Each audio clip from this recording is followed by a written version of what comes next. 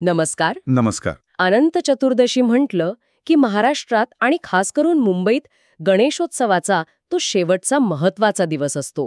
गणपती बाप्पाला निरोप देतो आपण. हो, अगदी. पण यंदा काय झालं, मुंबईतला आपला सगळ्यांचा लाडका लालबागचा राजा, त्याच्या विसर्जनाला खूपच म्हणजे खूपच विलंब लागला. अनपेक्षित होता हा विलंब. हो, म्हणजे जी प्रक्रिया दुसऱ्या दिवशी अगदी पहाटे किंवा सकाळीपर्यंत संपते, ती यावर्षी थेट दुपारपर्यंत चालली. हे कसं काय झालं? अगदी. झालं असं की रविवारी सकाळी साधारण 8 वाजता लालबागचा राजा तब्बल 22 तासांची ती भव्य मिरवणूक संपून गिरगाव चौपाटीवर पोहोचला. 22 तास? हो. मग तिथे आरती झाली आणि सगळ्यांना वाटलं चला आता विसर्जन होईल. पण तसं नाही झालं. पुढचे जवळपास 6 नाही तर 7 तास राजाची मूर्ती समुद्राच्या पाण्यातच होती. काय सांगताय, कमरे इतक्या पाण्यात? हो, कमरेइतक्या पाण्यात, अर्धवट स्थितीत. विसर्जन काही पूर्ण होईना. अनेकांना धक्का बसलाय पा. आणि गंमत म्हणजे यंदा तर मंडळाने गुजरातमध्ये खास बनवलेला एक नवीन आधुनिक तराफा आणला होता ना. हो, स्वयंचलित तराफा. मग इतकी सगळी तयारी असताना ही नेमकी काय परिस्थिती उद्भवली? मूर्ती समुद्रात अडकली कशी? बरोबर. आजच्या आपल्या या चर्चेत आपण याच सगळ्या घडामोडींचा, त्या मागच्या कारणांचा आणि हो, त्याभोवती जी चर्चा झाली त्याचा आढावा घेणार आहोत. नक्की काय घडलं त्या दिवशी? चला तर मग सुरुवात करूया त्या मिरवणुकीपासून. शनिवारी सकाळी 10 वाजता लालबागच्या राजाची मूर्ती विसर्जनासाठी निघाली. आता ती मिरवणूक म्हणजे तुम्हाला माहितीये, प्रचंड गर्दी, गुलालाची उधळण, डीजेचा आवाज, भक्तांचा उत्साह, एकदम वेगळंच वातावरण असतं. तो एक सोहळाच असतो खरं तर. पण 22 तास म्हणजे? रात्रभर मिरवणूक सुरू होती. हो, रात्रभर.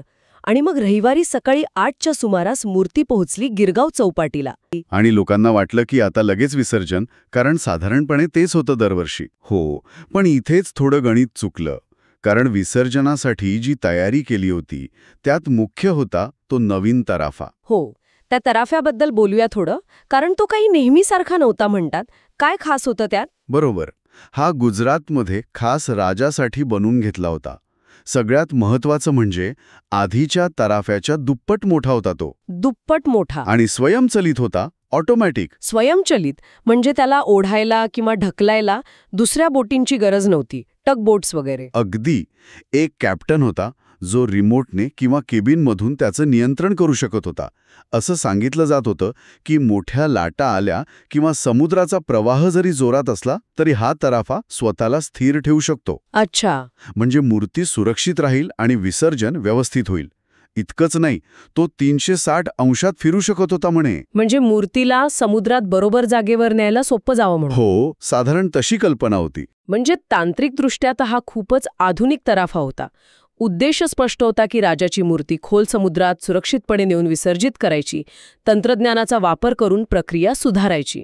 हो, हेतू तर चांगलाच होता. पण मग अडचण कुठे आली? इतका मोठा नवा कोरा तराफा असताना विसर्जन वेळेवर सुरू का झालं नाही? इथेच निसर्गाचा भाग आला मध्ये. झालं काय की रविवारी सकाळी साधारण 9 वाजता जेव्हा मूर्ती तराफ्याजवळ आणून त्यावर चढवायचा प्रयत्न सुरू झाला, तेव्हा नेमकं समुद्राला मोठी भरती आलेली होती. मोठी भरती म्हणजे हाय टाईड. पाण्याची पातळी खूप वाढलेली असणार. अगदी. आणि याचा परिणाम त्या नवीन मोठ्या तराफ्यावर झाला. पाणी वाढल्यामुळे तराफा जास्तच तरंगायला लागला. अपेक्षेपेक्षा खूप वर आला तो. अच्छा. आता विचार करा, एकीकडे प्रचंड वजन असलेली गणेश मूर्ती आणि दुसरीकडे पाण्यावर तरंगणारा, उंच झालेला, कदाचित थोडा अस्थिर असा तराफा. मग मूर्तीला तराफ्यावर घेणं हे खूपच धोकादायक आणि अवघड काम होतं. थोडी जरी चूक झाली असती तर मूर्तीला इजा झाली असती. साहजिक आहे. तराफा आणि मूर्तीची ट्रॉली, त्यांची लेवल मॅच व्हायला पाहिजे होती. तेच शक्य होत नव्हतं भरतीमुळे. मग काय केलं कार्यकर्त्यांनी? मग एक निर्णय घेतला. मूर्ती ज्या ट्रॉलीवर होती ती ट्रॉलीच त्यांनी समुद्रात थोडी आत नेली, पाण्यात. अच्छा. तिथे मूर्तीवरचे जे दागिने वगैरे होते ते काढले. आणि मग एक महत्वाचा पण वेळखाऊ निर्णय घेतला गेला, ओहोटीची वाट बघायची. ओहोटीची म्हणजे लो टाईडची, पाण्याची पातळी कमी होण्याची वाट बघायची. हो, जेणेकरून पाणी उतरेल, तराफा खाली येईल आणि मग मूर्ती आणि तराफा एका पातळीत आले की मूर्ती चढवता येईल. ही योजना होती. पण म्हणजे खूप वेळ थांबायला लागणार होतं. आणि थांबावंच लागलं. जवळपास 6 ते 7 तास लालबागच्या राजाची मूर्ती कमरे इतक्या पाण्यात, म्हणजे साधारण 5-6 फूट खोल पाण्यात, तशीच उभी होती. अरे बापरे, 7 तास पाण्यात? हो, हे दृश्य खरंच अभूतपूर्व होतं. किनाऱ्यावर जे हजारो भक्त होते त्यांच्या काळजाचा ठोका चुकला असेल. नक्कीच. याबद्दल लालबागचा राजा मंडळाचे सदस्य आहेत सूरज वालालकर. ते व्यावसायिक स्कुबा डायव्हर पण आहेत. हो. त्यांनी माध्यमांना सांगितलं की मूर्ती पोहोचेपर्यंत पाण्याची पातळी वाढली होती. त्यामुळे तराफा वर गेला आणि मूर्ती चढवणं शक्य नव्हतं. ओहोटी सुरू झाली की पातळी कमी झाली की विसर्जन शक्य होईल, असं त्यांचं म्हणणं होतं. म्हणजे हा वेळेचा आणि पाण्याच्या पातळीचा प्रश्न होता त्यांच्या मते. पण या अधिकृत स्पष्टीकरणाबरोबरच काही वेगळ्या चर्चा पण सुरू होत्या ना. म्हणजे असं म्हटलं जात होतं की मूर्ती इतका वेळ पाण्यात राहिल्यामुळे तिचा पाया माती भिजून जड झाला होता, गाळ लागला असेल, त्यामुळे वजन वाढलं आणि मग ती हायड्रोलिक सिस्टमने उचलणं पण कठीण झालं. यात काही तथ्य असू शकतं का? शक्यता आहे. म्हणजे शाडूची मूर्ती इतका वेळ पाण्यात राहिली तर ती पाणी शोषून घेतेच, वजन वाढतं. त्यात समुद्राच्या पाण्यातला गाळ कण पायाला चिकटले असतील तर वजन अजून वाढू शकतं. यामुळे यंत्रणेवर नक्कीच ताण आला असणार. आणि त्यात तराफा नवीन, मोठा, तो हाताळायचा अनुभव पण कमी असणार की नाही? बरोबर. या सगळ्या गोष्टींनी मिळून परिस्थिती अजूनच अवघड झाली असणार. म्हणजे एका बाजूला भरतीचं आव्हान आणि दुसरीकडे मूर्तीच्या वाढलेल्या वजनाची शक्यता. परिस्थिती बिकट झाली होती. काय करत होते कार्यकर्ते तेव्हा? कार्यकर्ते अक्षरशः हतबल झाले होते, पण प्रयत्न सोडले नव्हते. लालबागच्या राजा मंडळाचे कार्यकर्ते होतेच, पण गणेश गल्लीच्या मुंबईचा राजा मंडळाचे कार्यकर्ते पण मदतीला आले होते. अच्छा. स्थानिक कोळी बांधव, ज्यांना समुद्राची सगळी माहिती असते, प्रवाह कसे वाहतात, कधी काय होतं, ते त्यांच्या बोटी घेऊन त्यांच्या अनुभवानुसार मदत करायचा प्रयत्न करत होते. अनेक लहान मोठ्या बोटी जमा झाल्या होत्या मूर्तीच्या भोवती. कसंही करून मूर्तीला थोडं हलवून, उचलून तराफ्यावर घ्यावं, यासाठी प्रयत्न सुरू होते. एवढंच काय, राजाचा जो जुना तराफा होता तो पण तिथे होता जवळच. त्याची पण मदत घ्यायचा प्रयत्न झाला असं म्हणतात, पण तो पण अपुरा पडला असावा. आणि किनाऱ्यावर जे लाखो भक्त जमले होते त्यांचं काय झालं असेल? त्यांचा राजा असा पाण्यात अडकलेला पाहून खूप भावनिक वातावरण झालं होतं किनाऱ्यावर. चिंता होती सगळ्यांना. भक्त आणि कार्यकर्ते दोन्ही हात जोडून बाप्पाला प्रार्थना करत होते. बाप्पा, लवकर विसर्जन होऊ दे रे, हे विघ्न दूर कर. काही जण तर असं पण म्हणत होते की आमच्याकडून काही चुकलं असेल, नियोजनात काही राहिलं असेल तर माफ कर बाबा, पण आता विसर्जन निर्विघ्न होऊ दे, असं साकडं घालत होते. ती एक असहाय्यता आणि भक्तीचं वेगळंच दृश्य होतं खरं. या सगळ्या गोंधळात आणि चिंतेत एक वादाची पण सुरुवात झाली असं ऐकलं. स्थानिक कोळी बांधवांनी मंडळाच्या नियोजनावर आक्षेप घेतला. हो, गिरगाव चौपाटीचे जे नाखवा आहेत, हिरालाल वाडकर, त्यांनी थेट मंडळावर आरोप केला. ते म्हणाले की मंडळाला भरती ओहोटीच्या वेळांचा अंदाजच आला नाही आणि त्यामुळेच हा सगळा घोळ झाला. त्यांचा नेमका आक्षेप काय होता? फक्त वेळेचा अंदाज चुकला इतकंच की अजून काही? वाडकरांनी स्पष्ट सांगितलं की त्यांचे वाडकर बंधू अनेक वर्ष लालबागच्या राजाचं विसर्जन करत आलेत, यशस्वीपणे. हो, त्यांना अनुभव आहे. त्यांना समुद्राचं वागणं, प्रवाहांची दिशा, भरती ओहोटीच्या वेळा, हे सगळं अनुभवातून माहिती आहे. त्यामुळे ते नियोजन बरोबर करत आले होते. पण यंदा मंडळाने तो गुजरातचा नवीन तराफा आणला आणि त्यामुळे विसर्जनाचं कंत्राट वाडकर बंधूंना मिळालं नाही. अच्छा. वाडकरांचं म्हणणं होतं की मंडळाने फक्त नवीन तंत्रज्ञानावर अवलंबून न राहता स्थानिक परिस्थिती आणि पारंपरिक ज्ञानाचा पण विचार करायला हवा होता.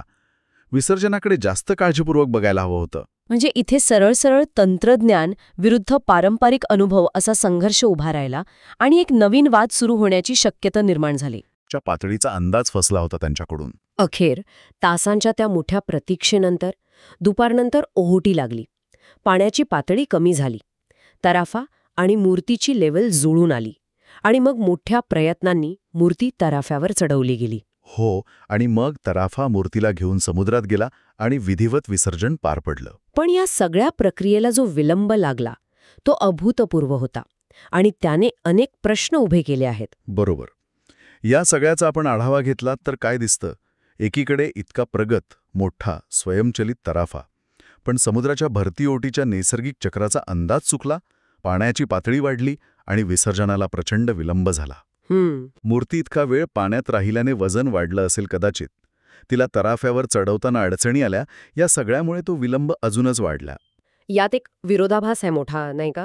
म्हणजे बघा, एका बाजूला आपण विसर्जन प्रक्रिया सुरक्षित आणि सोपी व्हावी म्हणून कोट्यावधी रुपये खर्च करून तंत्रज्ञान आणतोय. अगदी. आणि दुसऱ्या बाजूला निसर्गाचा एक साधा नियम, भरती ओहोटीचा चक्र, त्याच्यापुढे आपण इतके हतबल होतो. मग प्रश्न येतो की इतकी प्रगत यंत्रणा असताना पारंपरिक पद्धती किंवा स्थानिक जाणकारांचा अनुभव याला आपण कुठेतरी कमी लेखला का? आणि हाच मला वाटतं सगळ्यात महत्त्वाचा मुद्दा आहे यातून शिकण्यासारखा. तंत्रज्ञान नक्कीच उपयोगी आहे, त्यात शंका नाही, पण ते निसर्गाच्या शक्तींपुढे किंवा स्थानिक परिस्थितीच्या ज्ञानापुढे नेहमीच सरस ठरेल असं नाहीये. कदाचित या नवीन तराफ्याची क्षमता आणि कोळी बांधवांचा समुद्राच्या वागण्याचा अनुभव याचा जर मेळ घातला असता तर हा विलंब टाळता आला असता किंवा निदान कमी तरी नक्कीच करता आला असता. म्हणजे असं म्हणू शकतो का की नवीन तंत्रज्ञान आणताना ते आपल्या इथल्या स्थानिक परिस्थितीशी कसं जुळेल किंवा त्याचा वापर करताना कोणत्या नैसर्गिक गोष्टींचा विचार करावा लागेल याचं विश्लेषण कुठेतरी कमी पडलं? शक्यता आहे. स्थानिक कोळी बांधवांना माहिती असतं भरती ओहोटीची वेळा, प्रवाहाचा जोर, कधी समुद्रात उतरणं सुरक्षित आहे, हे सगळं त्यांना अनुभवाने माहीत असतं. बरोबर. त्यांच्या सल्ल्याने किंवा त्यांच्या मदतीने जर वेळापत्रक ठरवलं असतं तर कदाचित मूर्ती चौपटीवर कधी पोहोचायला हवी आणि पाण्याची पातळी काय असेल याचा ताळमेळ बसला असता. कदाचित मूर्ती थोडी लवकर किंवा उशिरा आणली असती तर भरतीचा त्रास झाला नसता. तर मग ह्या सगळ्यातून आपण काय शिकायचं? विशेषतः मुंबईसारख्या शहरात जिथे दरवर्षी एवढ्या मोठ्या मूर्तींचं विसर्जन होतं, भविष्यासाठी काय धडा मिळतोय? व्यापक दृष्टीने पाहिलं तर ही घटना एक महत्त्वाचा धडा शिकवते. मोठे सार्वजनिक कार्यक्रम जिथे निसर्गाचा संबंध येतो त्याचं नियोजन करताना फक्त महागड्या साधनांवर किंवा तंत्रज्ञानावर अवलंबून चालणार नाही. त्या तंत्रज्ञानाला स्थानिक परिस्थितीचं ज्ञान, नैसर्गिक चक्रांची माहिती आणि महत्त्वाचं म्हणजे स्थानिक जाणकारांचा, पारंपरिक ज्ञानाचा अनुभव यांची जोड देणं खूप गरजेचं आहे. म्हणजे तंत्रज्ञान आणि अनुभवाचं संतुलन. अगदी. तंत्रज्ञान आणि अनुभवाधिष्ठित शहाणपण यांचं संतुलन साधूनच असे मोठे आणि महत्त्वाचे कार्यक्रम यशस्वी होऊ शकतील. नाहीतर असे गोंधळ पुन्हा होऊ शकतात. अगदी बरोबर. तंत्रज्ञान हे एक साधन आहे, पण त्याचा वापर कसा आणि कधी करायचा याचं नियोजन जास्त महत्त्वाचं ठरतं.